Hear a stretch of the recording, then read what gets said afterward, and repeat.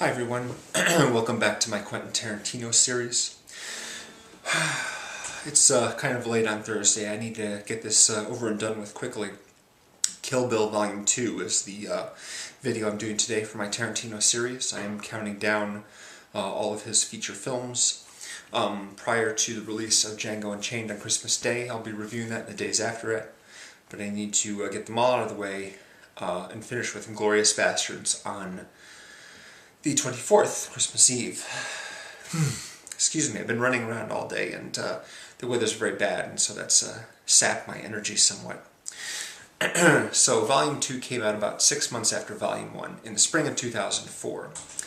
And the story picks up more or less where the previous one left off. We have already dispatched 2 members of the Deadly Viper Assassination Squad, as it's called, of which Uma Thurman is a member. She was beat up and shot and put in a coma and for about 4 years. And when she wakes up, she swears vengeance on the members of the squad who she used to work with. Having dispatched 2 members already, she has to now take care of the characters played by Daryl Hannah and Michael Madsen, who played L. Driver and Bud. Bud is Bill's brother. And Bill, of course, is played by David Carradine. In this installment, you see more of him. You see his face. He has a lot more scenes. Pretty much the first major scene in the film, he shows up in the little town where Uma Thurman has made her new life after leaving. Not entirely happy about the fact that he thought she had been killed on her last mission, when in fact she left once she found out she was pregnant, and made a new life for herself.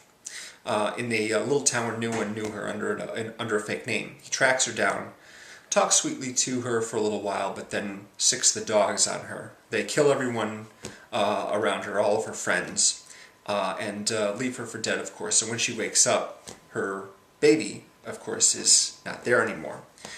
What she doesn't realize is that her baby is actually still alive, as stated by Bill at the very end of Volume 1. And has been raised by Bill all this time.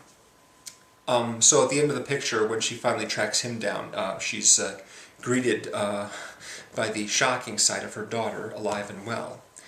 But before that happens, of course, you have her dealing with Bud, the Michael Madsen character, and the Daryl Hannah character. Bud, you see some of his life. You don't really get to know a lot of the members of the squad personally. You see more of Bud's life than anyone else, really. He's since he isn't a professional assassin anymore, he works at a bouncer at this really crappy little bar, and he lives in a little trailer out in the middle of nowhere. But that makes it very good for showdowns, because it's an isolated area in Arizona, I think, or maybe Texas. So there's scenes involving him and Daryl Hannah, of course. And the fight scene between Uma Thurman and Daryl Hannah is actually a really, really good one. It takes place in a cramped little space, which is really great. So once we get around to Bill, they sort of have to come to terms with how they have wronged each other. And it's at this point that I am sort of not liking the movie as much as any of other Tarantino's movies, because the conclusion of this movie kind of reminds me of Kevin Smith's later pictures. You know, Kevin Smith started out, everything was really raunchy and what have you, and there's still that raunch factor, but now it's all about, you know, the importance of family and how rewarding it is to be a dad and all that kind of stuff, and that kind of thing tends to disrupt the sort of carefree and troublemaking tone of Tarantino's usual films. It doesn't quite jive with me the way that a lot of his other movies do. Additionally, there's a kind of pointless scene involving Michael Parks, who played a sheriff in the previous episode, and in this episode plays a pimp. He's basically just a character who provides some information to Uma Thurman. But the scene is kind of long and drawn out and a bit pointless as far as I'm concerned. By the way, I apologize for getting Michael Parks' name wrong in my last video. James Parks is his son. He's also in Kill Bill as Michael Parks' character's son. So there you go. Also, the scenes involving Bill were also really long and drawn out. And although this is like the second of two parts, this movie, Kill Bill Volume 2, is still over 2 hours long. And they really milk it at the end there because they show the entire cast from both volumes, despite the fact that some of those characters from were killed in the previous volume and aren't seen at all in Volume 2. Yeah, it's good to see David Carradine playing this character. I like him. But after a while, I just got tired of him. He talks and talks and talks and talks and talks and goes on about how she's similar to Superman and what have you. I liked the scenes with the daughter. It was really cool that Tarantino got a good performance out of this little girl who's, about 4 years old, really. She's sitting to eating dinner with the two of them, with Bill and the bride. And at one point, she just sort of absentmindedly drums her fingers on the table after answering one of Bill's questions. Just a spontaneous little thing that a little kid would do. I like drumming my fingers on the table, so I'll do that right now. And, it's just a nice little moment there. But it does get a little sappy in the end.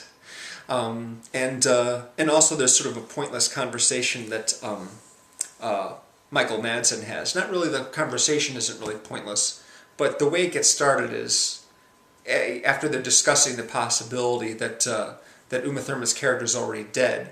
He asks Daryl Hannah, "Which R do you feel? Relief or regret? Which R do you feel?" It's just like, where did that come from? Who asked that question? It just, doesn't, I don't know, it just doesn't work the way a lot of other Tarantino dialogue scenes do.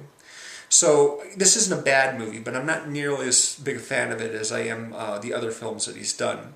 And it didn't make my top 10 list or anything like that. There's good stuff in it, there's good acting in it, but it seems to drag quite a bit, and considering that this could have been a 4-hour Kill Bill movie, that would have been excruciating, really, to have all these great fight scenes in the first half, and the second half is just blah, blah, blah, blah, talk, on and on and on and on and on.